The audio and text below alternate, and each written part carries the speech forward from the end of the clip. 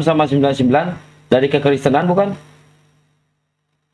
Halo, selamat Saya malam. ini kalau dengar poligami itu semangat Pak dengarnya itu, Masya Allah.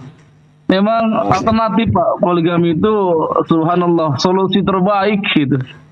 Karena banyak di antara mereka itu yang melarang poligami, pada nyatanya di dompetnya ada kondom. Wadah, itu bahaya. Bang Betul, Jumah, lanjut Bang Jumah, saya di bawah aja deh. Tiba-tiba naik ini. Terima kasih. Ini 99 ini dari kekristenan bukan? 99. Muslim dia. Aku dari Islam, Muslim. Iya, iya. Mungkin ini kali Bang ya, mereka itu mengenai masalah Gantian penciptaan dulu Nabi Adam, dong. Saya udah daftar dari tadi. Nabi Adam sama Siti Hawa. Oh iya, silakan. Iya. Nggak ada Kristennya ya? Wah, kurang seru ngebukin Kristen nih, nggak ada Kristennya nih. Jadi gini ya. Saya baca Bible dari Kejadian sampai Wahyu. Itu tidak ada larangan poligami. Justru yang ada poligami bebas tanpa batas. Ini bisa kita lihat di dalam 2 Samuel 12 ayat 8. Telah kuberikan isi rumah tuanmu dan istri-istri tuanmu ke dalam pangkuanmu, orang Israel dan orang Yehuda. Kalau itu masih belum cukup, akan kutambah lagi ini dan itu. Bahkan istri-istri yang sudah diberikan tadi, kalau belum cukup mau ditambah lagi. Ini yang ada di dalam Bible. Oh, itu kan di perjanjian lama, Sugi. Oke, tolong tunjukkan di perjanjian baru larangan poligami. Tunjuk. Jangan hanya mengatakan poligami nggak boleh, tapi tidak ada ayatnya. Hukum itu harus tertulis jelas. Hukum itu bukan berdasarkan penafsiran. Ada hukum pokok, baru ada cabang hukum. Begitu loh. Ini enggak. Pokok dari hukum itu boleh poligami, lalu direkayasa jadi larangan poligami. Ini tidak betul. Bahkan kalau Anda lihat di dalam Keluaran 21 ayat 15 atau di dalam Ulangan 21 ayat 15, sangat jelas bagaimana tata cara poligami di situ. Saya bacakan ya di ayat 15. Apabila seorang mempunyai 2 orang istri, yang seorang dicintai dan yang lain tidak dicintai, dan mereka melahirkan anak-anak laki-laki baginya, baik istri yang dicintai maupun istri yang tidak dicintai, dan anak sulung adalah dari istri yang tidak dicintai. Ingat, anak sulung adalah istri dari istri yang tidak dicintai. Maka pada waktu ia membagi warisan harta kepunyaannya kepada anak-anaknya itu, tidaklah boleh ia memberikan bagian anak sulung kepada anak dari istri yang dicintai, merugikan anak dari istri yang tidak dicintai, yang adalah anak sulung. Nah, tuh dengar. Poligami, bahkan cara membagi warisan orang yang poligami diatur. Tidak mungkin ada aturan pakai helm tapi dilarang naik motor. Ini nggak mungkin.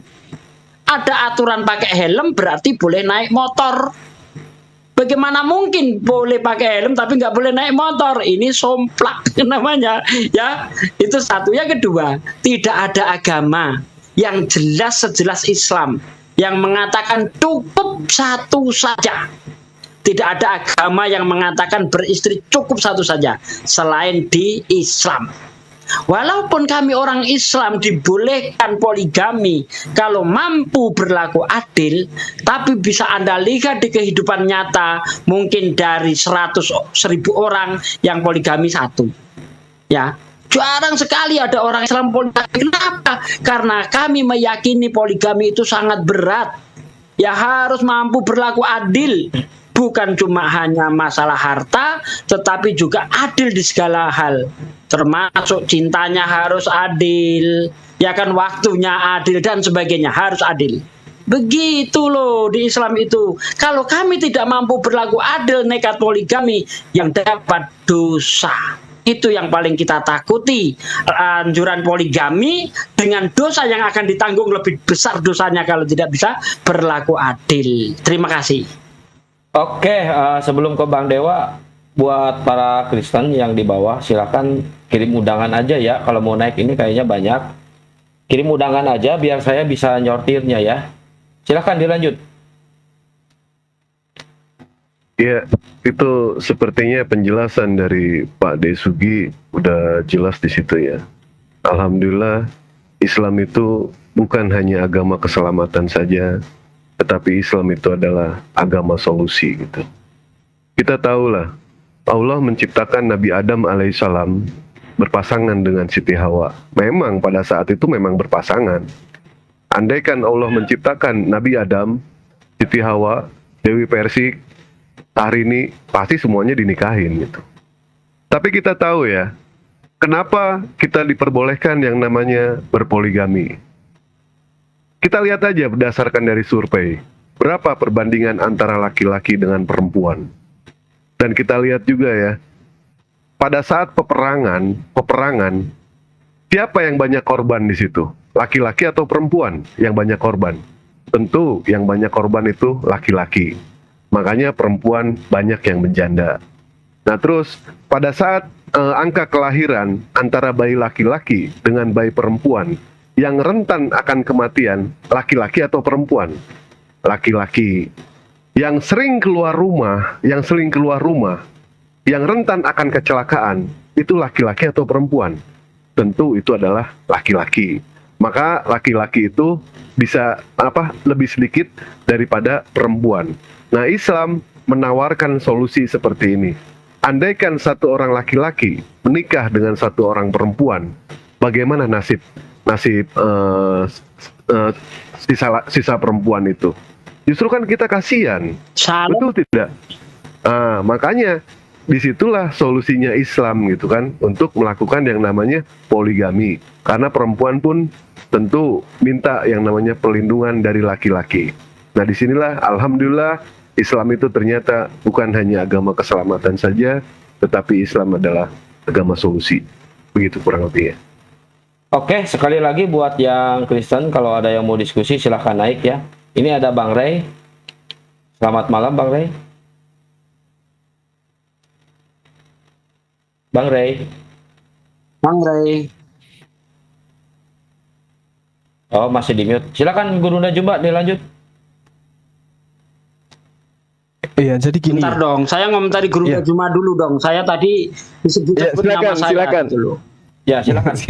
Iya. Silakan guruku yang baik hati. Dikatakan Bunda Juma, walaupun saya itu masih gagah, ganteng, banyak waktu luang, kaya gitu kan. Tapi saya nggak mau poligami. Kenapa? Ketika saya susah sama istriku, ya kan? Masa begitu ada kemajuan sedikit hidupku mau meninggalkan istri, nggak tega rasanya. Dari situlah saya nggak pengen poligami. Gitu. Ustaz Sugi sebentar, itu fitnah bukan Ustaz Sugi? Dan anggap aja doa, jangan anggap fitnah. Doa. Lawan bentar ya. Begini. Aduh, ada singa lewat lagi. Waduh. Kaget gini ini. Betul, ada satu gulpret saja. Singanya marah, dia nggak mau dipoligami singanya. Mbak De. Pak Ade, begini ya Pak Ade ya. Ketika Pak Ade Sugi nanti punya penghasilan yang besar gitu ya. Terus pada saat nanti di akhirat nanti Allah bertanya kepada Pak Ade Sugi sama Bang Juma, berapa penghasilan Pak Ade Sugi dan Bang Juma ketika di dunia? Allah itu maha tahu, tetapi Allah ingin yang namanya pengakuan dari Pak Ade Sugi dan Bang Juma. Pak Ade Sugi mengatakan, penghasilan saya ketika di dunia kurang lebih 50 juta sebulan. Nah Allah nanti bertanya, berapa istri kamu? Kata Pak Ade Sugi, 1 ya Allah. Kata Allah apa? Payah lo, gua kasih duit 50 juta, bini cuma 1. Lain halnya dengan Dewa. Dewa, gimana dengan Dewa? Dewa poligami. Oh, langsung ke surga aja nih. Alhamdulillah Pak De. Begitu Pak De. Jadi gini ya teman-teman, ini dalam kenyataan ya, dalam kenyataan hidup gitu ya. Jadi kalau misalnya poligami itu kan kecenderungannya oleh karena orang itu apa ya bilangnya? Mungkin ada hal yang dilebihkan Allah terhadap pelakunya gitu. Kalau saya pribadi dengan bercengkrama dengan anak-anak, kemudian bersenda gurau dengan istri, ketika mendapatkan rezeki, berbagi dengan mereka itu lebih asik daripada mementingkan pribadi saya. Bahwasanya, Betul. oh saya harus bikin istri lagi, kompi dua lagi gitu. Membagi rasa kasih sayang gitu. Misalnya kayak sekarang nih, kehidupan kita lagi membaik gitu ya kan, dalam hal ekonomi. Lalu kemudian di mana perasaan kita sebagai seorang ayah gitu? Ketika melihat anak kita itu menginginkan kita setiap harinya harus ada di rumah. Kemudian candaan kita sejak mereka lahir sampai mereka itu bisa bersekolah. Lalu tiba-tiba kita membuat sesuatu yang baru dalam kehidupannya. Membawakan ibu baru di tengah-tengah kehidupannya. Itu kira-kira perasaan anak kita itu seperti apa gitu ya? Ayah sekarang nggak lagi seperti dulu. Konsentrasinya terhadap anak barunya, bini barunya. Itu kira-kira kita tidak merasa sedih terhadap mereka. Pasti sedih. Karena itulah kemudian poligami itu tidak diberikan oleh Allah untuk berhura-hura, untuk melampiaskan syahwat belaka, tidak. Tapi poligami itu diberikan oleh Allah untuk memupuk rasa cinta kasih sayang terhadap istri dan juga anak-anak kita. Contoh misalnya, ini pengalaman pribadi ya. Ketika suatu hari ada seorang wanita pengusaha ya, yang menginginkan saya itu menjadi suaminya meskipun saya sudah punya istri. Dengan lugasnya, dengan gagah beraninya dia kemudian menyatakan perasaannya gitu kan. Bahkan bukan cuma dia sendiri, bahkan dengan kakaknya juga. Kakaknya itu yang mengantar si adik ini untuk berbicara tentang itu. Tapi saya katakan, Saya tahu. saya lebih cinta anak istri saya gitu. Tapi kamu bisa dengan adik saya, kata dia, kamu bisa mapan, bisa ini. Saya tidak butuh itu, yang kubutuhkan adalah pelukan dan kasih sayang anak-anak saya. Terkecuali istri saya sakit, istri saya tidak mencerminkan hal yang menjadi istri yang soleha, kemudian beliau tidak lagi sanggup untuk memberikan nafkah juga terhadap saya. Itu bisa jadi terjadi. Tapi kalau dia masih sanggup, dia pelayanannya masih bagus, kasih sayangnya utuh, anak-anakku juga hormatnya kepada aku sangat luar biasa, ngapain cari penyakit? Sementara kaidah Islamnya adalah satu hal yang kemudian yang sangat yang dibolehkan oleh Allah tapi tidak disukai, yaitu poligami. Itu ada dalilnya seperti itu. Bahkan Imam Syafi'i mengatakan, aku lebih menyukai seseorang yang mencukupkan dengan satu istri saja. Walaupun jika lebih dari satu juga boleh. Tetapi aku lebih suka kepada laki-laki yang cukup satu istri. Ini Imam Syafi'i yang mengatakan itu. Makanya dikatakan dalam Al-Quranul Karim, nikahilah wanita-wanita yang kamu senangi 2, 3 atau 4. Namun jikalau kamu takut tidak akan dapat berlaku adil, maka nikahilah seorang saja. Inilah hebatnya Al-Quran. Inilah hebatnya Islam. Nah, yang terjadi sekarang seperti yang dikatakan oleh guru saya tadi, Akhi Sugi, itu betul. Jadi kita ini mayoritas. Lalu kemudian di tengah-tengah kita ada yang minoritas. Tapi kalau kita hitung secara statistik, lebih banyak mereka yang berpoligami daripada kita. Tapi mereka kemudian menghujat poligami ini. Banyak yang saya temukan. Contoh misalnya, mohon maaf sekali. Di kompleks saya ini, satu kompleks dengan saya, di lorong saya, bahkan depan rumah saya. Suaminya poligami. Anaknya kalau nggak salah, yang perempuan itu ada 4 apa 5. Semuanya poligami. Gila nggak tuh? Semuanya poligami. Gonta-ganti istri, gonta-ganti suami. Jarak dari rumah saya kurang lebih 15 meter, 20 meter. Hebat bukan? Nah, apakah mereka muslim? Bukan. mereka yang anti terhadap poligami menurut mereka, tapi mereka yang mempraktekkan. Itu yang parah itu. Jadi kesimpulannya, poligami itu cuma solusi layaknya pengharaman babi. Boleh makan babi pada saat sangat-sangat darurat, sangat-sangat terdesak. Sama itu. Boleh poligami pada saat sangat-sangat darurat, pada saat sangat-sangat terdesak. Itu boleh. Tapi kalau hanya karena bermodal duit banyak, kemudian bermodal karena masih muda, masih kuat, saya rasa itu tidak memenuhi syarat. Kenapa? Yang menunggu kita adalah pintu keadilan. Mampukah kita menciptakan rasa adil itu? Adil terhadap istri, adil terhadap anak-anak, dan juga adil terhadap diri sendiri. Jangan sampai begitu Anda poligami, lutut Anda goyang, susah untuk berjalan, cari nafkahnya terganggu, anak-anak sengsara, encok setiap hari, balsam galiga habis. Demikian. Dengarkan itu Bang Dewa. Ya, Ini saya, dijawab dong. sapa Bentar dulu, ini ke Dewa ini. Bang Mario, Dijawab Bang dulu Mario. sama Dewa. Sebentar. Ya, sebentar Bang Dewa. Ini Bang Mario dari Kristen bukan? Assalamualaikum warahmatullahi wabarakatuh. Sehat selalu. Waalaikumsalam Masya Allah. Makasih my host. Waalaikumsalam. Saya dari Bekasi.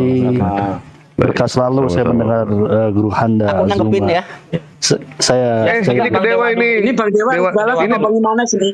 Ya, ini laki ini Dewa soalnya. Sebentar. Yang diserang Dalam Bang kita- Dewa ini, Bang Dewa harus menyangkal. Gua juga Baik. kurang ini. Bagaimana sih Kak? Bagaimana? Dalam kita Bagaimana juga, dalam kita beragama tidak bisa yang namanya kita itu dengan perasaan, Mbak. Agama tidak bisa tergantung sama perasaan. Agama itu tergantung dalam kestabilan kita dalam berakal. Betul ya? Setuju ya? Nah, kita Ya, tahu betul. ya, yang namanya poligami itu memang semua manusia itu punya perasaan, Bang. Baik itu dia sekaya Paman Gober, semiskin Donald Bebek, yang namanya perasaan manusia tetap sama. Tetapi dalam hal ini kita berbicara mengenai soal agama, bukan mengenai soal perasaan. Bagaimana mungkin dia bisa mengatakan tidak adil sementara dia belum pernah yang namanya mengalami? Sudah pernah mengalami? Belum pernah. Sementara seorang Mahadewa, alhamdulillah Bang, sudah mengalami. Yang namanya keadilan itu tidak ada yang namanya tuntutan. Alhamdulillah, tidak ada tuntutan sama sekali di Dewa ini. Seorang sahabat Nabi Muhammad SAW, ketika beliau dalam keadaan miskin, beliau datang kepada Rasulullah. Ya Rasul, hidup aku miskin. Kata Rasul apa? Menikah. Saya sudah punya istri ya Rasul. Menikah, kata Rasulullah. Akhirnya dia menikah.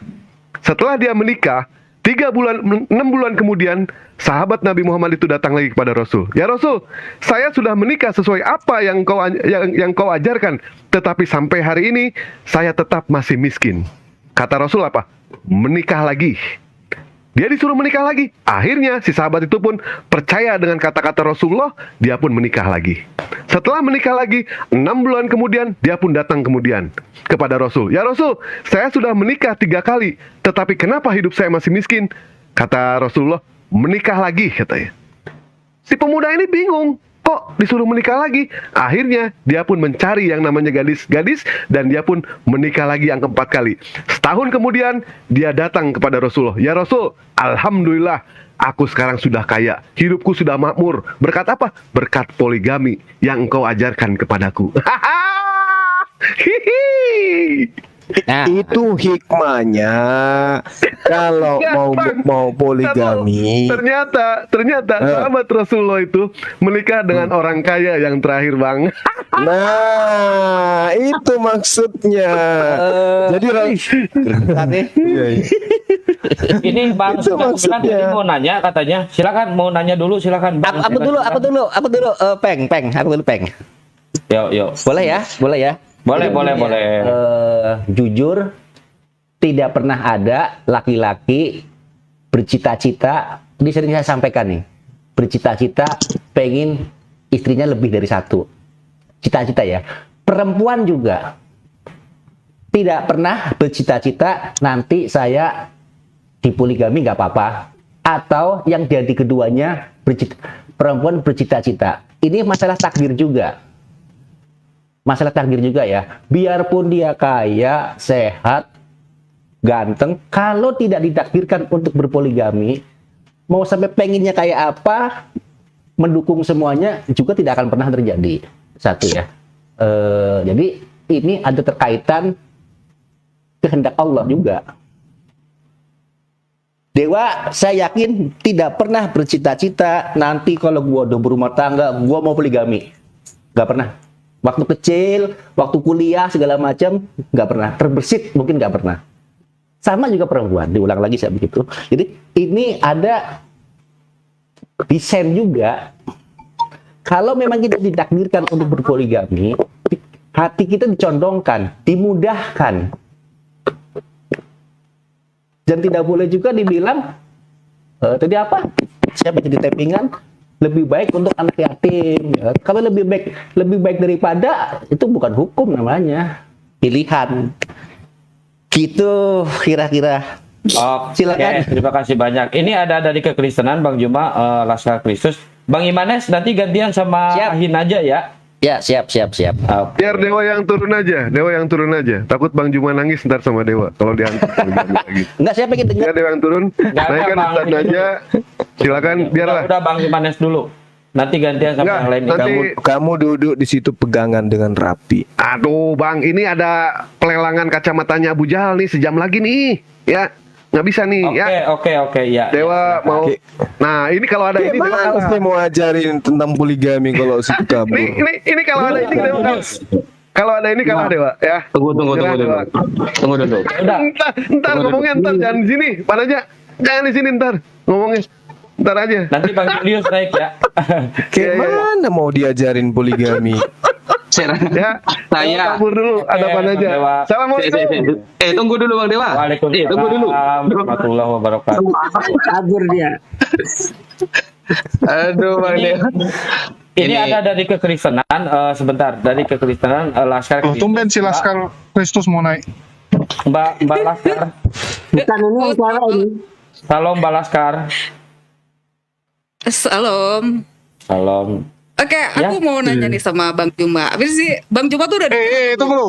Laskar Kristus dia punya pasangan mana? Biasa berdua. Biasa berdua. pasangan gue lagi. Hah? Kenapa? Ya, pasangan yang kemarin mana? Iya, mana Pasangan abang siapa nama kemarin? Oh, Mahar. Halo. Mahar, iya. Oh ya. Lagi ini. Oh, ini lagi sendiri. Ini ya saya terangin sedikit, Bang Juma saya terangin sedikit. Jadi Mbak Laskar Kristus ini dari kekristenan, tapi calon suaminya ini dari Muslim. Gitu loh Bang Juma. Betul. Silakan silakan Mbak, dilanjut sama Bang Juma silakan. Lagi Biar- bertarung mereka. Gini. Bang Juma ini kan viral gitu. Terus aku mau nanya, Bang Juma ini udah nikah apa belum?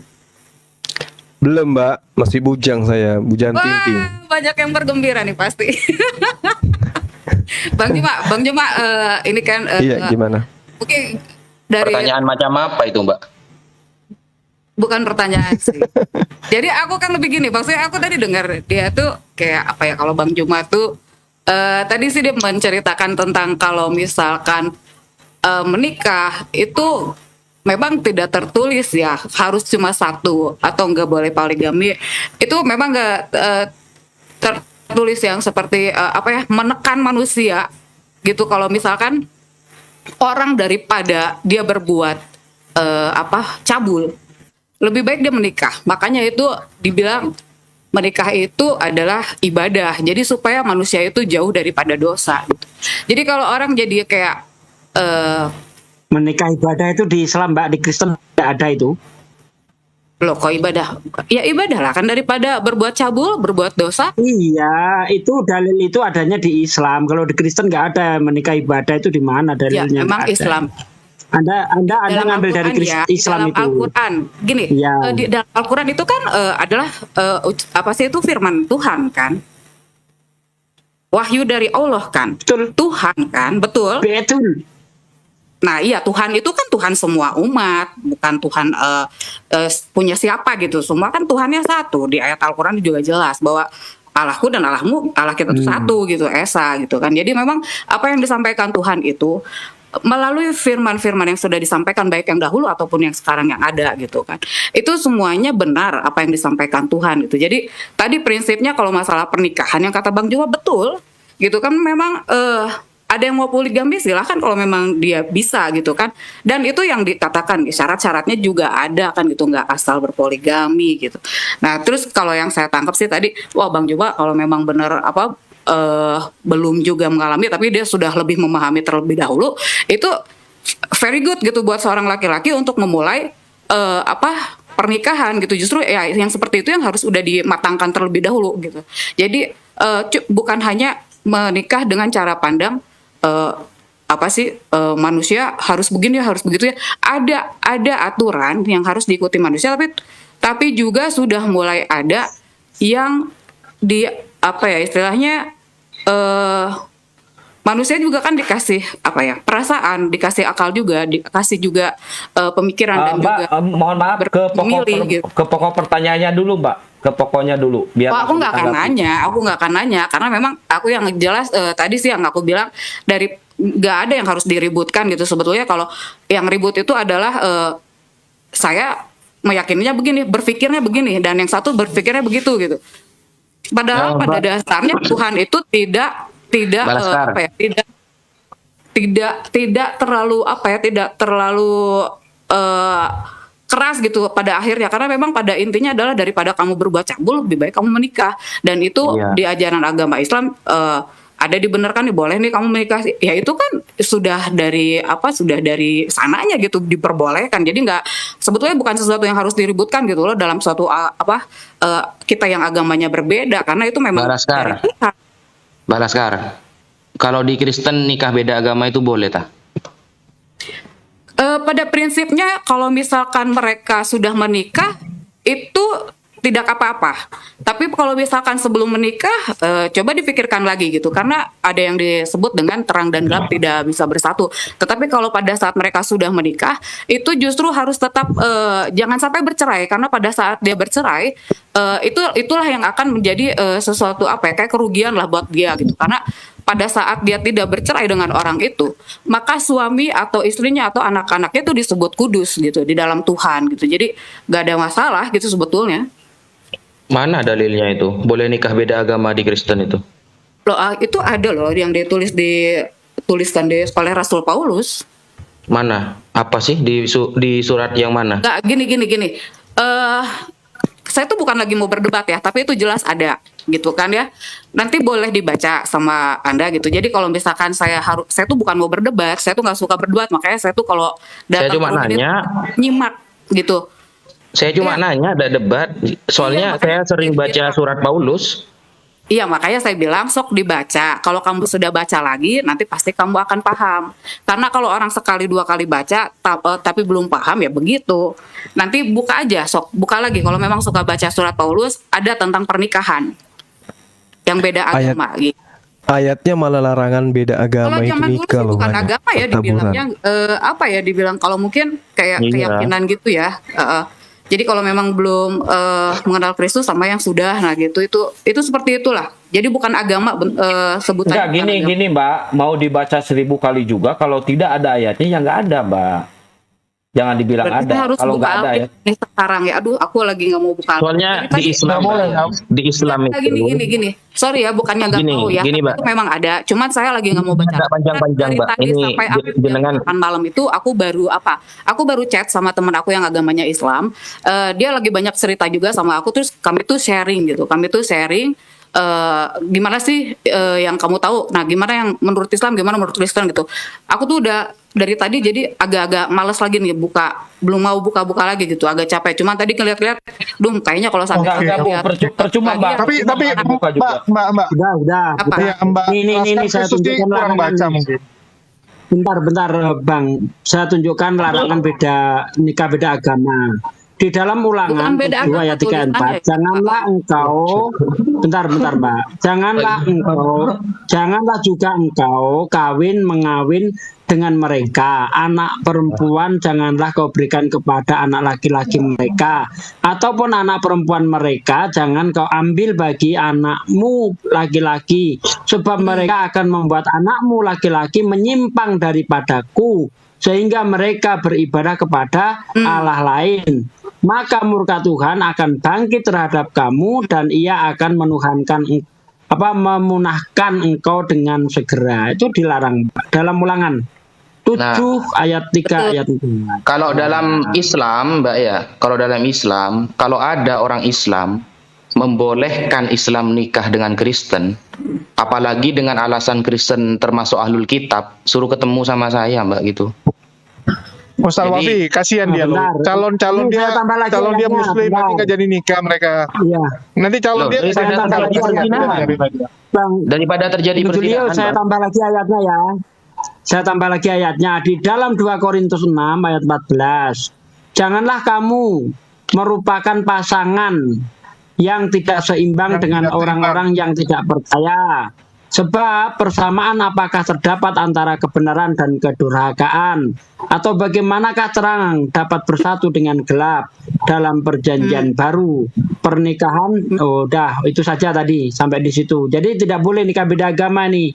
Baik menurut kitab ulangan maupun kitab 2 Korintus 6 ayat 14. Udah, lanjut.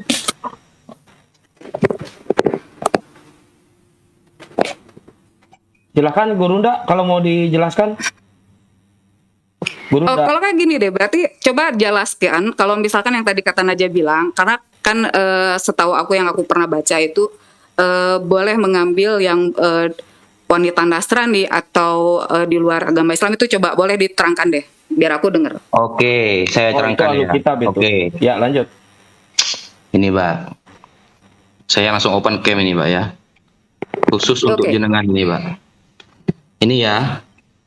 Rawai'ul Bayan Tafsiru Ayatil Ahkam.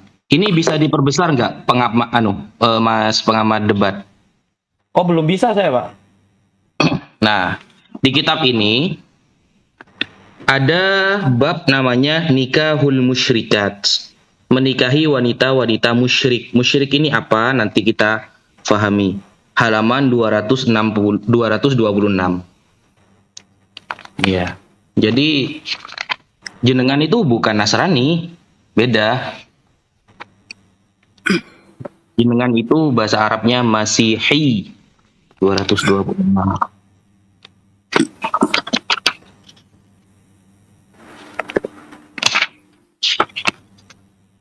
Jadi nggak bisa, Mbak, nggak bisa. Mau dicari di celah apapun nggak bisa. Jadi jangan sampai nikah sama orang Islam, Mbak, jangan. Nah, ini ya. Al-hukmu ats-tsani, hukum kedua. Manhum al-musyrikun alladzina yahrumu tazwijuhum. Siapa orang-orang musyrik itu yang mana kita haram menikahi mereka? Dalla qauluhu ta'ala. Yang dijadikan dalil adalah firman Allah Ta'ala, yaitu wala tunkihul musyrikina hatta yu'minu. Janganlah kalian menikahi orang-orang musyrik hingga mereka beriman. Ayat ini ala hurmati tazwijil musyrik bil muslimah. Ayat ini menerangkan keharaman menikahi seorang laki-laki yang musyrik dengan seorang perempuan yang muslimah. Ini ketika laki-lakinya musyrik, Mbak. Nah, kemudian nih ya. Ini sudah saya catat di sini nih. Nah, kemudian di sini kebalikannya, wala tunkihul musyrikat. Nah, ini bisa diperbesar, Mas pengamat. Iya, cuma caranya saya mindahinnya saya nggak bisa ini di sini belum bisa. Kotak saya diklik ya. Kotak saya itu diklik, nanti ada tanda sampingnya gergaji itu di atas. Kotak saya itu diklik, atas pojok itu ada pilihan ya, ada pilihan diturunkan, ada pilihan mic, Ada pilihan. Kayaknya ini. Nggak ada Bang. Belum ada. Disentuh dulu anunya Ustadz Naja itu. Disentuh agak lama gitu. Nah, sentuh aja agak lama, nanti ada pengaturan di situ.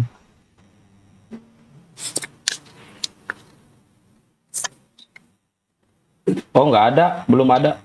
Ada titik 3 kan di pinggir? Iya, coba kotak saya ini disentuh di atas. Tambah moderator. Bukan. Pak Natswa, sorry sambil nunggu. Ini di surah mana ya, Pak? Tunggu, Pak. Ini Nggak bisa, Bang. Belum bisa. itu surah Al-Baqarah 221, Pak. Surah Al-Baqarah 221. Sebelah kanan ada ini kayak dia membesar. Ya, punya saya aja yang ada. Punya yang lain nggak ada. Nggak mungkin, karena ini bisa ternyata. Nah ini ya, surah Al-Baqarah 221 ini, Pak. 221. Jelas ayatnya ini, Pak. Wala tungkihul musyrikat, janganlah kalian para lelaki menikahi wanita-wanita musyrik hatta yu'min, sehingga mereka beriman, segitu. Wala amatun mu'minatun khairun min musyrikah, dan budak perempuan itu lebih baik daripada wanita musyrikah. Seperti itu. Jadi jenengan itu bukan termasuk ahlul kitab, karena ahlul kitab itu Imam Syafi'i mengatakan ahlul kitab adalah orang Nasrani dan orang Yahudi di kalangan Bani Israel, Mbak. Kenapa? Karena Nabi Isa atau Yesus hanya diutus kepada Bani Israel. Makanya ahlul kitab itu hanya Bani Israel. Dan Anda adalah orang Indonesia. Beda. Makanya di sini ada ayat wala tungkiul musyrikat. Secara tahlil lafzi maksudnya wala tuzawwiju wala tatazawwaju al-wathaniyat. Contohnya seperti jangan menikahi wanita penyembah berhala. Wal musyrikah hiya allati ta'budul authan. Musyrik termasuk orang yang menyembah berhala, atau juga bisa disebut walaisa laha dinun samawi. Orang yang tidak memiliki agama langit, wa mithluha al-musyrik. Makanya contohnya di sini disebut dengan al-musyrik. Nah, sedangkan Bible itu terfokus kepada ajaran Paulus, Mbak. Karena ajaran Yesus sendiri tidak pernah menuhankan dirinya. Dan ajaran Paulus ini bukan ajaran samawi, Mbak. Gitu loh. Bukan ajaran dari langit, bukan Abrahamaik istilahnya. Loh, makanya Anda tidak bisa. Samawi itu ada Samawi itu agama apa aja sih? Samawi itu Nasrani, Yahudi, Islam. Kristen agama bukan. Nasrani itu harus Nasrani itu memang hanya orang Israel atau ada di luar Israel? Tidak boleh, harus khusus Israel. Karena Nabi Isa diutus hanya untuk Israel. Imam Syafi'i makanya berpendapat, imam kita ya, yang hafal ribuan hadis, Nasrani dan Yahudi yang disebut ahli kitab khusus daerah Israel, orang Israel asli. Karena beliau, Nabi Isa atau Yesus, hanya diutus kepada domba-domba yang hilang di kalangan Bani Israel. Makanya tidak bisa keluar dari Bani Israel, gitu kata Imam Syafi'i. Jadi orang Nasrani dan orang Kristen ini apa bedanya? Beda. Kalau Nasrani itu tidak mengikuti ajaran Paulus, Mbak. Nasrani tidak mengikuti ajaran Paulus. Kalau Kristen? Kalau Kristen itu terfokus kepada surat Paulus. Begitu. Nah, dan Nasrani itu artinya ya. Nasrani itu kan dari Nazaret, kan seperti itu, pendukung Nabi Isa. Cuma mereka dikategorikan musyrik juga ketika menuhankan selain Allah. Nah, sedangkan orang-orang ahlul kitab itu yang boleh dinikahi, ya, ahlul kitab yang boleh dinikahi adalah ahlul kitab yang asli dari orang Israel atau punya keturunan orang Israel asli. Kenapa? Karena Nabi Isa atau Yesus hanya diutus bagi mereka. Makanya ada istilahnya ahlul kitab. Ahlul kitab ini yang punya kitab itu. Kitab itu diutus untuk siapa? Hanya untuk orang Bani Israel, kata Imam Syafi'i begitu. Makanya kalau selain Bani Israel bukan ahlul kitab, Mbak. Oh, kenapa nggak disebut ahlul kitab? Kan bukannya itu adalah pengajaran agama yang memang disebarkan? Kata siapa? Emangnya Yesus pernah menyuruh ajarannya itu untuk menyembah kepada dirinya sampai ke seluruh dunia, kan tidak ada dalilnya. Oh, bukan begitu, Kang. Jadi gini, Kang. Jadi kan Yesus itu pada waktu kembali ke surga, dia kan mengatakan gini, jadikanlah seluruh bangsa muridku. Dari situlah bermula, itu ada pengajaran-pengajaran. Nah, jadi kalau misalkan Akang bilang itu hanya untuk orang Nasrani Israel, saya sih agak bingung ya. Itu ya, tapi nggak apa-apa. Itu kan pemahamannya Bapak ya gitu. Itu nggak apa-apa. Di Bible juga Pak, gitu loh, Mbak. nggak apa-apa, lanjutkan. Kita kan lagi nggak bahas itu. Kita bahas yang ini, pernikahan yang memang tidak diperbolehkan. Karena ada yang beranggapan diperbolehkan. Nanti saya dengar dulu yang Pak Naza bilang yang tidak diperbolehkan ya. Iya, jadi gitu, Mbak ya. Jadi Kristen itu bukan ahlul kitab, Mbak. Jadi kalau memang akan jenengan mau ngambil ahlul kitab, itu berarti kan harus berdasarkan referensi Islam gitu loh. Kalau sudah memasuki ahlul kitab, berarti Anda harus masuk ke dunia Islam. Nah, sedangkan di dunia Islam, Mbak, tidak ada keterangan Kristen itu adalah ahlul kitab. Gak ada. Ini ya, saya Oke, berarti itu kalau Pak Naza itu pokoknya itu nggak bisa ya, intinya gitu. Kalau misalkan jadi jangan sampai Anda menikah dengan orang Islam, Mbak. Zina nanti itu kedua-duanya. Oke. Ini ya. Al-hukmul awal. Hal yahrumu nikah al-kitabiyat, apakah haram menikahi ahlul kitab? Dalla qauluhu ta'ala wala tunkihul musyrikati hatta yu'min. Ada ayat mengatakan tidak boleh menikah dengan wanita musyrik sampai beriman. Ini kan jelas ala hurmati nikahil majusiyat wal wathaniyat.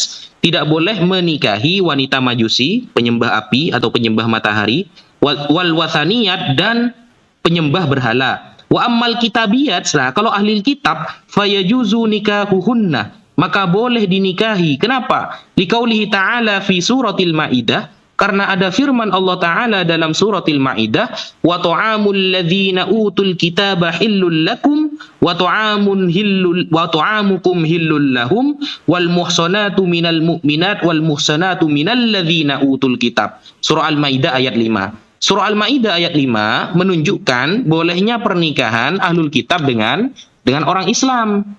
Itu boleh. Tapi kalau dengan wanita musyrik tidak boleh, Mbak. Musyrik itu apa? Musyrik ini menyekutukan Allah. Itu musyrik, Mbak. Seperti penyembah berhala, itu masuk musyrik. Seperti itu. Makanya jenengan nyari pendapat para ulama ya yang mengatakan menikahi wanita Kristen itu boleh, sulit Anda temukan. Begitu. Karena Kristen ini bukan agama samawi, Mbak. Oh gitu, bukan samawi ya, oke. Bukan samawi, Pak. Sedikit itu nggak apa-apa, itu nggak apa-apa. Balakar Kristus sedikit saya tambahin, sedikit Mbak. Balakar Kristus sedikit. Jadi saya tertarik dengan pernyataan Anda terkait dengan amanat agung Matius 28 ayat 16 sampai ayat 20. Itu sebenarnya maksud Yesus bukan kepada seluruh bangsa seperti orang Indonesia dan sebagainya, bukan. Tapi kita ingat di dalam Matius 10 ayat 5 ayat 6, Yesus berkata begini, memanggil 12 muridnya dan berpesan, janganlah kamu masuk kota orang asing atau masuk kota orang Samaria, karena aku diutus hanya untuk domba yang hilang dari umat Israel. Nah, kita tahu zaman Yesus itu, orang Israel ini sudah tidak lagi ngumpul di Israel saja. Sejak zaman kapan? Sejak zaman diaspora. Israel sudah pecah dia, ya, terbagi Israel Selatan dan Utara, dan Israel sudah nyebar ke seluruh bangsa. Jadi maksud dari amanat agung itu tetap konteksnya kepada orang Israel yang ada di seluruh dunia, bukan kepada orang-orang di luar Israel itu. Makanya di situ tadi dikatakan melainkan kepada domba yang hilang dari Israel. Gitu loh. Kenapa begitu? Karena bangsa Israel sudah nyebar kemana-mana. Begitu Mbak, monggo Ustadz Wahbi lanjut. Ya, makanya di sini ya seperti sahabat Hudzaifah. Ya, aku udah paham kalau itu kan tidak boleh ya. Dan itu berarti kan sudah pasti saklek, itu tidak boleh. Bagaimana dengan orang yang memang sudah menikah nih, karena ada yang sudah menikah ternyata mereka balik lagi ke keyakinan masing-masing. Pandangan dari Al-Quran sendiri tuh bagaimana? Ini suami istrinya balik ke agama yang dulu gitu. Ya betul, itu gimana tuh pandangannya? Jadi begini Mbak, kalau ada suami istri Mbak ya, suaminya murtad contohnya, atau istrinya murtad, secara hukum fikih, hukum di dalam Islam, maka saat itu juga nikahnya itu langsung batal. Begitu. Nikahnya langsung batal saat itu juga. Langsung cerai otomatis itu. Ketika ada salah satunya yang murtad. Nah, kalau kedua-duanya murtad, ya sudah, berarti tambah batal itu hukum nikahnya. Nanti ketika masuk Islam ya harus nikah lagi akhirnya. Harus diperbarui begitu. Makanya dulu sahabat ya contohnya seperti Anna Hudzaifah. Sahabat Hudzaifah ini pernah menikahi wanita Yahudi. Yahudi asli dari kalangan Bani Israel. Karena Nabi Isa hanya diutus untuk Bani Israel. Makanya istilah ahlul kitab itu hanya tertentu kepada orang asli Bani Israel gitu loh. Tidak di luar itu. Karena istilah ahlul kitab ini yang mempunyai Alkitab. Alkitab maksudnya apa? Taurat. Maksudnya Injil. Kepada siapa kitab itu diturunkan? Ahlul kitab itu kan pemegang kitab. Kepada Bani Israel. Tidak kepada yang lain. Makanya tertentu yang bisa dinikahi dari kalangan Bani Israel. Bukan orang Indonesia. Itu pun kalau agamanya Nasrani atau Yahudi. Memang ada orang yang menyamakan antara Kristen dengan Yahudi. Istilah secara penamaan. Kalau definisi dan isinya beda sekali. Seperti itu. Kayaknya mungkin pasti ada aja orang yang Ini menikah. sebentar ya. Ini Bang Jul kayaknya sinyalnya jelek ini Bang Jul. Turun naik. Coba di load dulu HP-nya. Masuk lagi Bang Jul. Bang Julius. Bentar ya.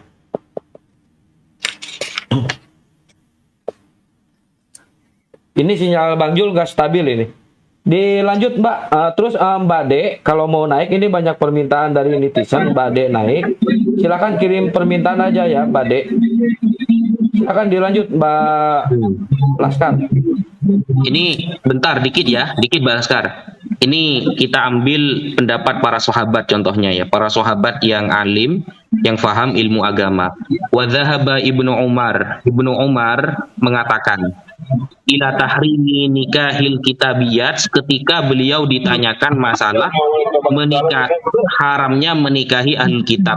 Wa kana idza suila an nikahir rajul an-nasraniyah awil yahudiyah, ketika beliau ditanyakan bagaimana ketika seorang laki-laki muslim menikahi wanita Nasrani atau wanita Yahudi. Qala, sahabat Abdullah bin Umar mengatakan, harramallahu ta'ala al-musyrikat 'alal mu'minin. Allah telah mengharamkan wanita-wanita musyrik bagi orang-orang Islam laki-laki. Wala a'rafu syai'an, dan aku tidak pernah mengetahui sesuatu minal isyraki, dari kesyirikan, a'zamu, yang lebih besar, min antakulal mar'ah, ketika seorang wanita mengatakan rabbuha Isa, Tuhannya adalah Isa atau Yesus. Jadi sahabat Abdullah bin Umar mengatakan bahwa tidak ada kesyirikan yang lebih tinggi daripada seorang perempuan yang mengakui Isa sebagai Tuhannya. Jadi Kristen yang mengatakan Yesus adalah Tuhannya itu adalah syirkul a'zam, syirik yang paling tinggi, Mbak. Ini kata sahabat Abdullah bin Umar. Kesyirikan yang paling tinggi. Syirik itu kalau kita masukkan orang yang syirik, kalau laki-laki bahasa Arabnya musyrik. Kalau perempuan musyrikah. Masuk kepada ayat wala tungkihul musyrikat. Jangan menikahi wanita musyrik, begitu. Oke, Pak Nazar, makasih ya. Gini, pastinya di Indonesia ini juga seperti yang Pak Najah tahu, banyak tuh ya yang menikah beda agama. Mereka ada yang pakai udah agama Islam paginya, siangnya pakai cara agama Kristen. Pandangannya gimana tuh menurut Al-Quran? Nggak ada Al-Quran yang membolehkan. Ya berzina. Kalau ada yang begitu berarti menurut Pak Nazar aja langsung dia. Kalau murid berarti itu berzina ya. Kalau itu ada yang membenarkan itu, kenapa itu ya kira-kira? Memperbolehkan apa dalil mereka? Apa dalil ada kan di Indonesia ini, setahu Pak Nazar ada kan ya? Tahu nggak ada. Nggak ada. Nggak ada. Kalau misalkan di media sosial itu ada loh pernikahan yang mereka tuh jalanin pernikahan dua agama. Nah, coba Pak Naza kasih pandangan sama kita supaya mungkin anak-anak muda nih saat ini yang masih belum terlanjur, karena kan memang mau di agama Kristen mau di agama Islam itu sama, sebetulnya lebih baik seagama, karena memang kalaupun secara psikologis itu pada saat orang menikah dengan satu agama itu kan dalam satu bahtera yang sama gitu, tujuannya sama, itu akan lebih baik gitu. Nah, Pak Naza bisa kasih mungkin buat kita gitu yang sekarang semua yang ada di room ini, pandangan itu akan baik buat kita supaya orang-orang yang memang belum menikah itu tuh menjadi apa istilahnya kalau dibilang tuh kayak apanya rumah gitu ya. Jadi kalau kita mau bangun rumah itu tiangnya pertama gitu. Yaitu ada orang Islam, Mbak ya. Ini insya Allah Bang Zuma, Ustaz Sugi kenal sama Koh Julius, Mas pengaman debat kenal sama orangnya ini. Dia memaksa saya untuk membolehkan nikah Kristen dengan Islam. Saya sempat dipaksa itu. Bahkan sempat diiming-imingi gitu. Karena orangnya ini ya orang punya jabatan. Dan saya anggap dia itu ya orang penting gitu. Kemudian saya bilang gini, apa dalil Anda membolehkan? Karena begini, ketika seorang wanitanya itu sudah siap untuk masuk Islam, kemudian dia siap menikah, maka itu kan ada unsur dakwah. Nah, sedangkan dalam kaidah fikih dikatakan, idza ta'arada bainal halalil wal haram, maka quddimal haram. Ketika halal dan haram bertabrakan, maka jelas fikih mengatakan yang menang yang haram. Yang menang yang haram. Begitu. Jadi kalau ada perkara halal dan haram, sedangkan dalam pernikahan intinya itu adalah di akad. Ketika di akad wanita itu belum masuk Islam, maka saat itu tidak sah nikahnya. Meskipun ada kemungkinan dia nanti akan masuk Islam. Ada kemungkinan, itu hanya kemungkinan ya. Karena hidayah itu datang dari Allah. Tidak bisa kita mereka-reka. Itu pernah saya dipaksa untuk berpendapat seperti itu pernah. Tapi saya tidak setuju. Akhirnya saya keluar gitu. Karena jadi, iya. harus sesuai. Kalau haram itu haram atau memang tidak dibolehkan sama sekali ya Pak? Gini, Islam itu toleransi dalam perintah, Mbak. Tidak toleransi dalam perkara haram. Jadi ketika ada perintah, maka mastata'tum, semampu kalian. Contoh sholat berdiri tidak bisa, bisa duduk. Duduk tidak bisa, bisa dengan cara berbaring. Kalau perkara haram, sekali haram tetap haram. Kecuali darurat nantinya, kayak makan babi. Makan babi itu kalau akhir haram. Perempuan gitu ya Pak. Iya, makan babi itu haram, Mbak, tidak bisa. Tapi ketika sudah kelaparan akan mati, kemudian yang ada hanya babi, tidak menemukan jalan lain, maka boleh makan itu pun secukupnya. Tidak boleh sampai kekenyangan, tidak boleh. Betul itu. Apalagi kalau dibekal ya, buat nanti. Itu mesen Gojek namanya itu. Oke, ini Mbak De, kalau mau naik, kirim undangan ya, saya susah nyarinya ini. Mungkin Bang Juma mau menambahkan, silakan Ahi Juma. Bang Juma. Gurunda. Kalau saya gini, kenapa enggak ini aja Mbak? Kenapa enggak sama-sama aja dengan laki-laki yang kita cintai dengan satu akidah, sama-sama mencintai Yesus dan mendudukkan Yesus pada perkara yang sesungguhnya kan gitu. Karena satu-satunya agama yang mencintai Yesus itu hanya Islam. Kalau dikatakan bahwasanya Kristen juga cinta, saya rasa itu perlu diluruskan dulu gitu. Karena cinta itu kan artinya kita harus urut perkaranya dulu. Perkara yang saya maksud adalah ketika kita menganggap para pembunuh Yesus itu sebagai pahlawan, berarti kita telah mendudukkan satu kemurkaan. Kenapa? Karena dengan mereka dianggap pahlawan, maka mereka tentu akan diselamatkan.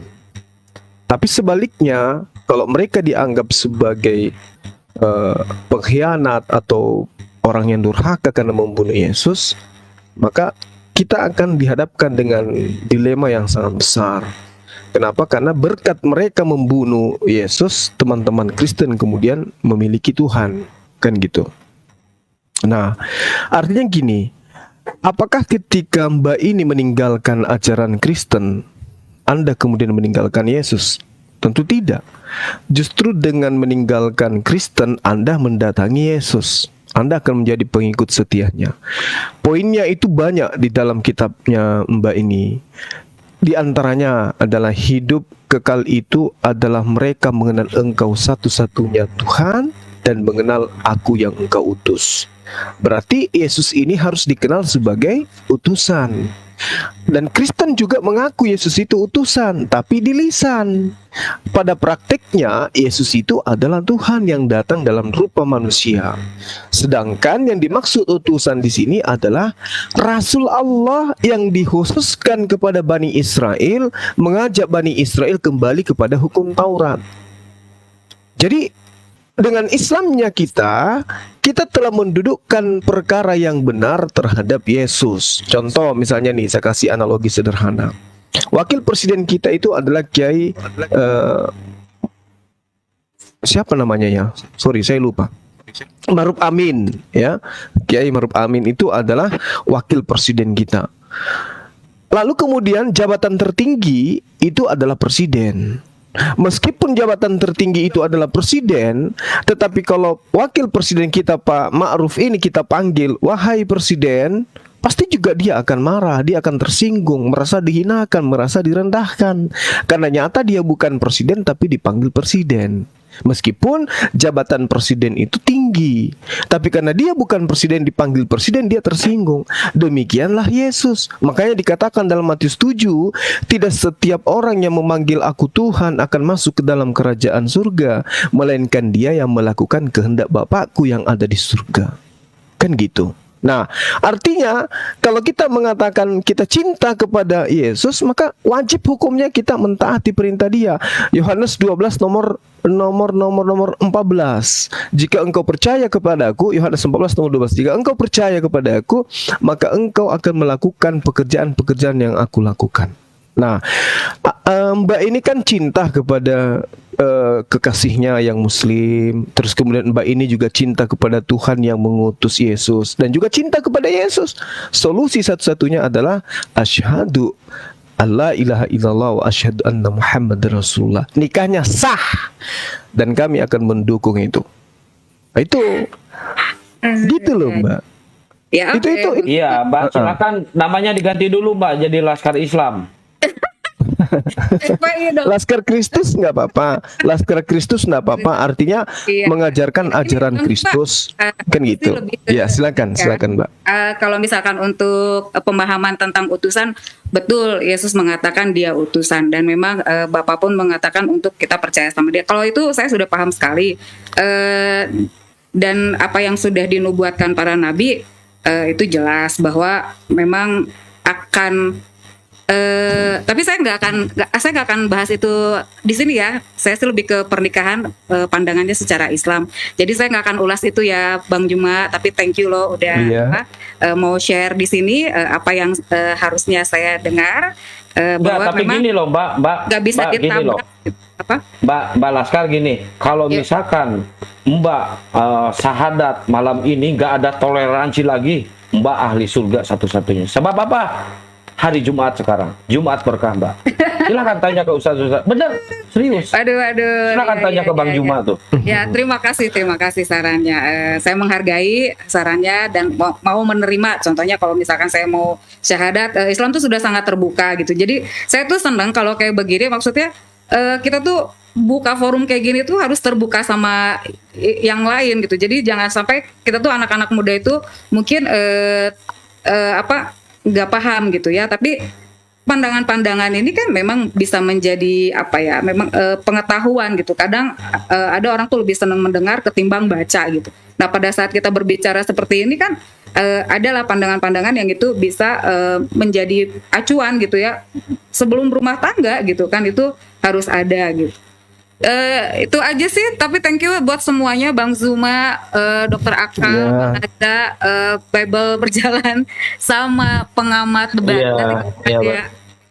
diskusi apa lagi, dan saya akan masuk. Tapi saya nggak mau, bukan mau meributkan apa yang tercatat di dalam Al-Quran dan Injil gitu, karena sudah kalau saya sih udah paham, jadi tidak akan memperdebatkan itu. Tapi kalau misalkan mau sharing itu lebih baik gitu. Tapi makasih ya, saya turun ya, saya nyimak aja. Iya Mbak, makasih. Thank you. Kalau Ya, Mbak salam memang, sama Masnya ya Mbak ya. ya, kalau Iya, Mbak memang udah cinta sama Masnya itu pasti. Yang namanya cinta melekat, tai kucing rasa coklat, Mbak, gitu. Aduh, gawat. Oke, thank you ya. Iya, Ini makasih. banyak permintaan naikkan Bade, tapi saya nggak bisa naikkan karena nggak ada permintaan undangan dari dia ya. Kalau misalkan nyari 874, waduh bengkak di jempol. Ini Berarti orangnya yang nggak mau naik kalau gitu. Kalau dia mau naik pasti ada permintaan. Iya, mumpung di sampingnya Bang Zuma juga ini, di bawah saya nanti. Oke, yang Kristen juga silakan boleh naik.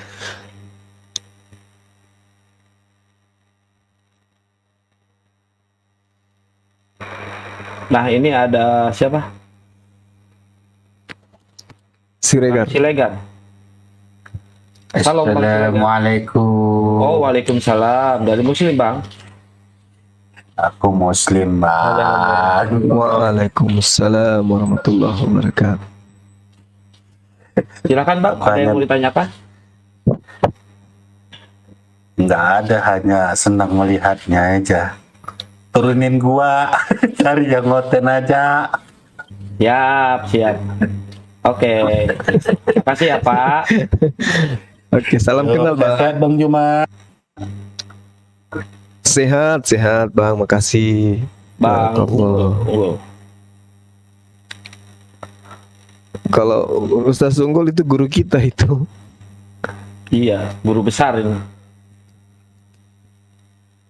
Apanya yang besar? Apanya ya? Tanya sendiri. Ustaz Unggul, Assalamualaikum, Ustaz. Waalaikumsalam warahmatullahi wabarakatuh. Assalamualaikum Bang Hos, Gurunda Zuma, Gurunda Naja, Gurunda Suki, dan adekku Julius ya. Ini momennya udah hilang nih 2 kali, tapi ya nggak apa-apa lah ya. Itu pengalamannya Mbak yang tadi itu ya, Laskar, sama itu, sama saya ya. Tapi dua-duanya harus perkuat keimanannya dari sisi kekristenan dan dari sisi keislaman. Jujur pada waktu itu ya, istri itu kan ada kami belajar mendengar ada yang membolehkan kalau laki-lakinya Islam. Itu memang ada pendapat seperti itu. Benar atau tidaknya memang Ustadz Naja lebih ahli ya daripada saya. Tetapi benar itu, kita harus bertahan. Cinta itu yang tadi siapa Ustadz Naja bilang ya, Gurunda Naja, tai kucing rasa coklat gitu loh. Akhirnya saya bilang begini, saya luar biasa gitu loh mencintaimu, tapi gimana pun babak belur nanti kita tuh. Kita bisa saling hormat menghormati, tapi anak-anak kita akan kebingungan. Nah, jadi semoga Mbak Laskar masih mendengar ya. Itu bukan ditakut-takuti sama Ustadz Naja, tapi memang harus begitu. Mohon maaf dengan segala hormat, lebih baik jangan cari pasangan yang seiman apapun dari diri kita ya. Karena akan repot, kasihan anak-anaknya. Kemudian ipar-ipar saya begitu, kayak gado-gado nih keluarga dari sana ya. Kayak gado-gado, ada yang nikah dengan ini dengan itu. Akhirnya jadi korban anak-anaknya gitu loh.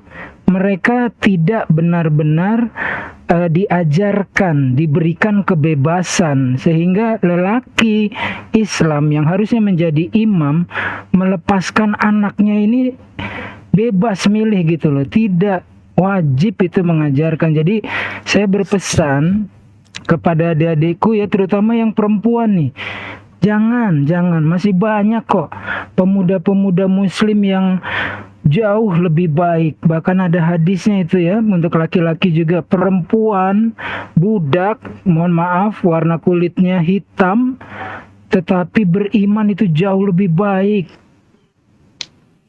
Lebih baik. Saya tidak menihilkan atau mematahkan semangat, tidak. Saya ini udah ngalamin gitu loh. Jadi alhamdulillahnya selamat seperti itu. Jangan beda agama. Masih banyak wanita-wanita muslimah yang luar biasa baiknya ya dari sisi akidah. Nah, jadi pesan saya itu, jangan mau, apalagi anak perempuan, mohon maaf ya, saya udah banyak ini di lapangan melihat hanya untuk dihamili, mau nggak mau kan nikah, pertama mungkin oke ya, Islam, tapi kemudian nanti ditarik lagi menjadi kafir, ini yang bahaya nih. Ya mohon maaf tidak semua nih ya, tapi ada misi-misi seperti itu. Hadiahnya bukan kipas angin, besar banget. Anak saya hadiahnya mungkin cuma mobil, tapi kalau anaknya ustadz, rumah, segala macam itu luar biasa kalau bisa memurtadkan. Makanya saya berpesan kepada adik-adikku, anak-anakku yang muslimah, jangan sekali-kali punya keinginan untuk menikah, lalu godaannya nanti suami saya akan saya syiar Islam. Enggak bakalan deh. Kita bicara dunia nyata saja. Masih ada waktu enggak Jose bicara? Ada sampai hari Natal. Sampai Yesus turun lagi ya. Iya, kelamaan nunggu, banyak antri. Aku masuk 9 orang antri nih. Jadi mohon izin ya. Gurunda Zuma yang aku cintai dalam Allah, Gurunda Sugi yang aku cintai dalam Allah ya. Aku nggak tahu Gurunda Naja udah married atau belum. Kalau Julius sedikit lagi katanya ya, insya Allah. Dalam menyikapi poligami, saya berangkat dulu dengan segala kerendahan hati, bukan mengkritik Gurunda Sugi, tidak. Saya mencintainya, sangat mencintainya dalam Allah. Jadi berhati-hati nih saya dalam pembukaan ya, jangan disalahpahami Gurunda Sugi. Di dalam hukumnya kita nggak boleh memframing. Ada seorang ustadz dulu, banyak sekali pendengarnya itu kaum ibu-ibu ya.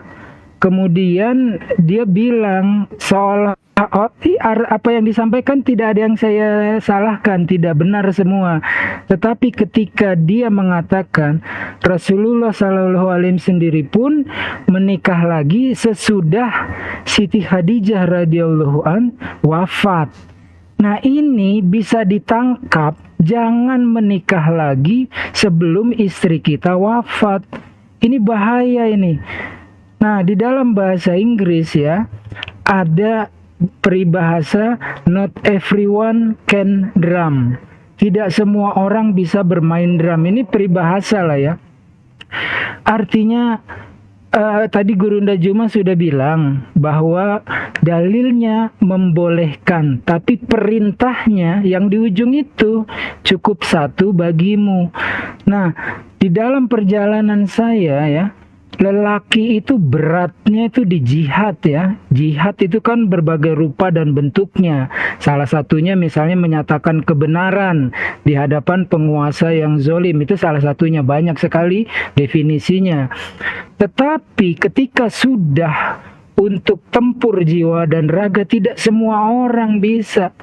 Dulu di negeri yang minoritas kami, semua orang teriaknya gitu, jihad, jihad. Begitu pasukan anti teror masuk, tinggal saya sendiri. Saya dibekuk, dipukul, hanya karena melarang pasukan anti teror masuk masjid pakai sepatu bawa anjing. Yang lain, saya tidak menyalahkan. Memang untuk laki-laki itu beratnya adalah jihad jiwa raga. Untuk kaum perempuan saya tidak bilang jihadnya ya, itu sebuah ujian yang berat. Jadi jangan kita seolah-olah kalau seumpamanya, saya tahu banget nih Pak Sugi itu luar biasa ya, minta disuapi sama istrinya kalau makan, sebaliknya juga gitu. Gurunda Sugi menyuapi istrinya itu di depan kami loh, betapa mesranya gitu ya. Jadi kita harus menyatakan bahwa jangan bisa poligami. Iya. Jadi saya ingin menyatakan bahwa poligami memang tidak untuk semua orang ya. Tetapi kalau seumpamanya nih ya, Ustadz Adi Hidayat pernah bilang, saya belum mampu gitu. Jadi jangan, oh saya punya anak, saya akan berkonsentrasi ngurus anak saya. Jangan. Lebih bagus mengatakan saya memang belum mampu gitu. Sebab tanggung jawabnya itu bukan hanya soal seks. Di dalam pernikahan itu ibadah, dan anak itu berhak mendapatkan warisan. Yang pertama, berhak untuk mendapatkan nazabnya dari ayah, garis keturunannya harus jelas. Kemudian yang kedua, warisan akidah estafet dari Rasulullah SAW kepada dirinya dan kepada anaknya. Jadi saya bukan menentang, tidak, tetapi ini perjalanan ya, perjalanan. Nanti kalau enggak kita bisa-bisa, wah kalau ini ikutlah tuh Gurunda Sugi, Gurunda Zuma, lelaki yang baik, muslim yang baik. Ya jangan juga, soalnya kan di dalam perjalanan hidup banyak sekali orang-orang yang luar biasa, tetapi tidak bisa menjalankan salah satu yang ada di dalam Al-Quran. Jadi kita juga harus adil, karena poligami ini pro dan kontra dari sejak awalnya, dan justru ini serangan-serangan yang utama. Tetapi masalah keilmuannya ya, berdasarkan dalil kita harus terbuka lebar ya. Semuanya jangan sampai kaum perempuan berframing bahwasanya yang lelaki yang baik adalah yang mencintai istrinya. Tidak, disebutkan adalah lelaki yang baik adalah yang mencintai istri-istrinya. Perkara istrinya satu baik, yang berpoligami juga baik. Saya rasa gitu. Mohon maaf ya, Gurunda Sugi, Gurunda Zuma, dengan segala kerendahan hatiku, ini perjalananku, pengalaman pribadiku, dan kita harus berbangga apa yang ada di dalam Al-Quran. Tidak semua orang bisa mengalaminya gitu. Itu pilihan. Tapi kembali lagi, saya bukan yang menganjurkan untuk berpoligami. Apa yang dilakukan oleh semua muslim, mau itu 1 atau 4, sepanjang dia takut kepada Allah, berserah diri atas kekurangannya, itu bagus. Saya rasa gitu ya. Mohon maaf Gurunda Zuma, Gurunda Sugi, Gurunda Naja. Thank you, standby lagi, atau kalau nggak ada komen saya silakan turun karena yang antri juga banyak. Saya nomor 9. Ustaz Unggul. Dalam. Kata jenengan di awal yang membolehkan nikah dengan Kristen itu siapa, Ustaz? Ulama siapa dan apa dalilnya? Aduh, itu nggak tahu ya. Itu zaman aku masih kuliah itu. Jadi aku nggak sebagus Ustadz Naja yang mendalami bahkan memiliki kitabnya. Tapi waktu itu di masyarakat ada, kalau lelaki boleh menikahi yang non-muslim atau kafir dengan tujuan disiarkan Islam, dan lelaki itu kan sebagai pemimpin. Tapi mohon maaf, saya nggak tahu ulama siapa yang mengatakan. Tapi itu beredar.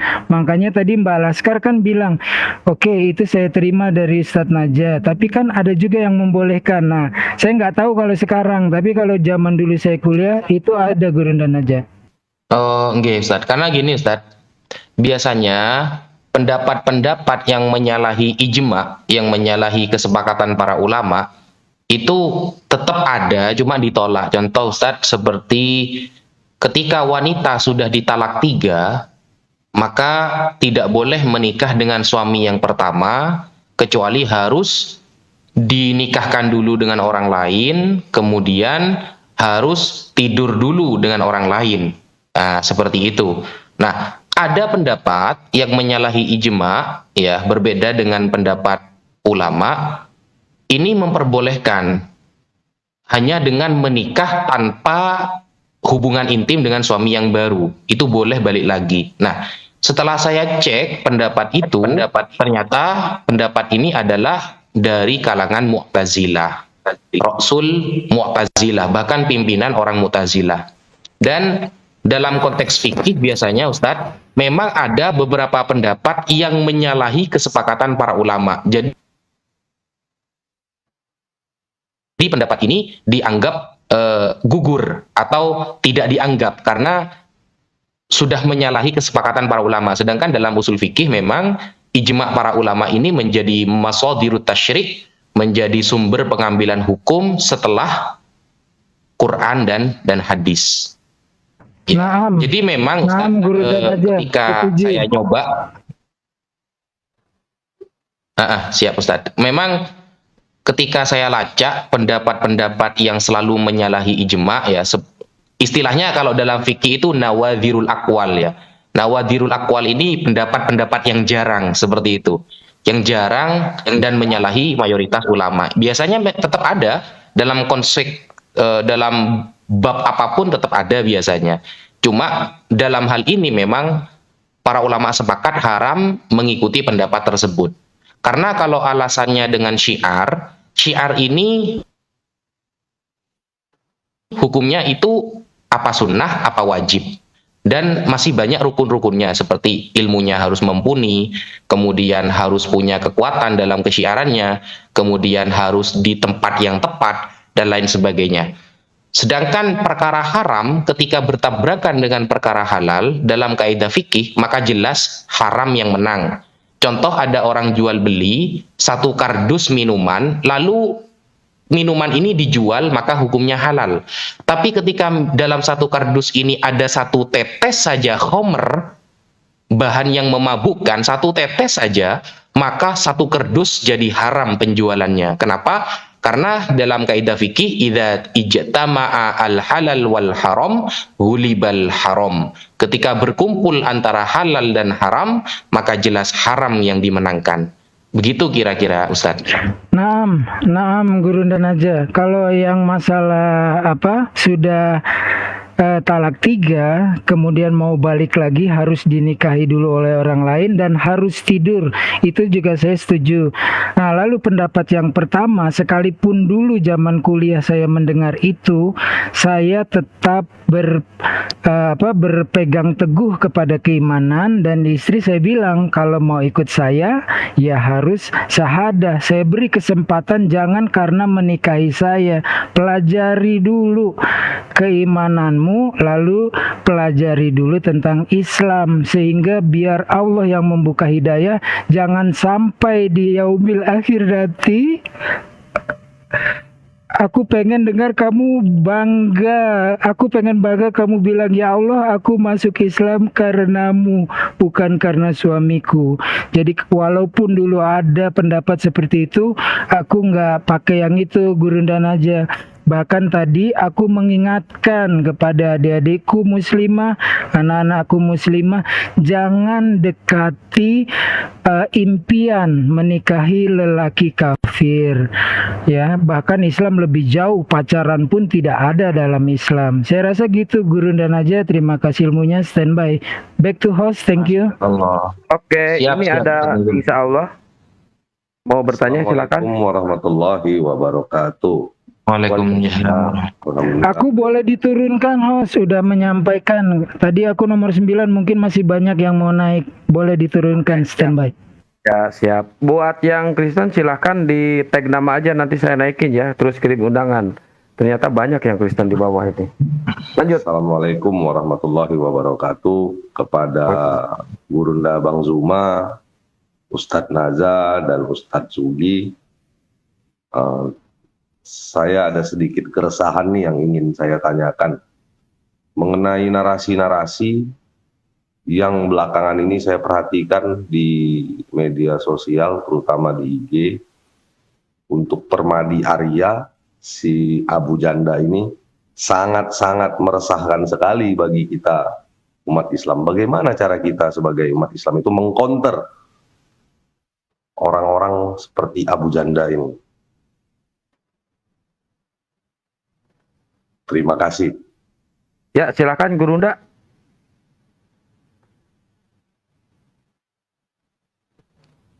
Iya, baik. Jadi apapun yang kemudian dilakukan oleh si Fulan ini, Saya rasa secara menyeluruh umat Islam di negara ini udah paham gitu. Duduk permasalahan, duduk perkara, dan kemudian dia berada di kubu mana gitu ya.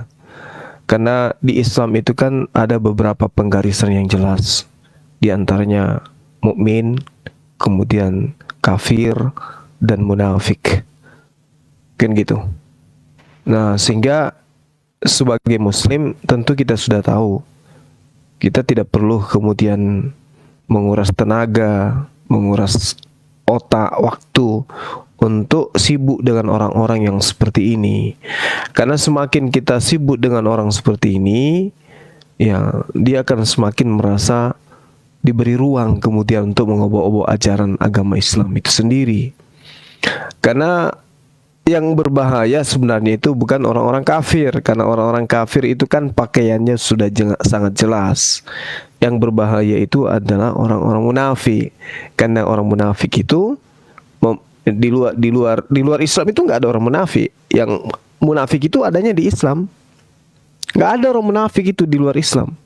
Munafik itu adanya di internal Islam. Kalau di luar Islam namanya kafir. Itu namanya kafir. Mau dia berlaku seperti orang munafik, berlaku seperti apapun, ya namanya kafir, tetap aja penggolongannya kafir. Munafik itu di Islam, yang memperlihatkan sisi keislaman, tetapi di antara unsur kemunafikannya itu ada kebencian terhadap Islam itu sendiri. Nah, jadi sikap kita itu sangat tegas mengatakan bahwa Islam yang benar itu tidak berperilaku seperti itu. Nah, apa yang harus kita lakukan? Allahu Akbar, akhi Farhan, akhi Arhan. Iya, jadi apa yang harus kita lakukan menyikapi hal-hal seperti ini? Ya, biarkan orang yang bisa memberi fatwa untuk memberi fatwa. Kalau kami ini udah sering, dulu di Zoom kita sudah pernah memberikan argumen terhadap pernyataan-pernyataan beliau. Nah, jadi yang bisa memberikan fatwa terhadap apa yang menjadi tanggapan si fulan ini terhadap Islam ya para ulama gitu. Iya, saya kira begitu dari saya. Dan kalau bisa dia buka ruang untuk dialog. Kalau memang dia merasa benar, buka ruang untuk dialog. Dia aja berdialog. Tapi sayangnya orang ini bukan untuk mau berdialog, tapi memang dia punya misi untuk mengolok-olok aja, gitu. Ya, terima kasih banyak. Silakan yang lain. Saya Insya Allah tambah sedikit saya nanti mau Ustaz Wafi yang ngasih dalilnya. naikin Kristen satu ya. Ini ada John Peter. Silakan Bang. Terima kasih pengamat. Nggak usah lah, John Peter nggak ada apa-apanya, nggak usah.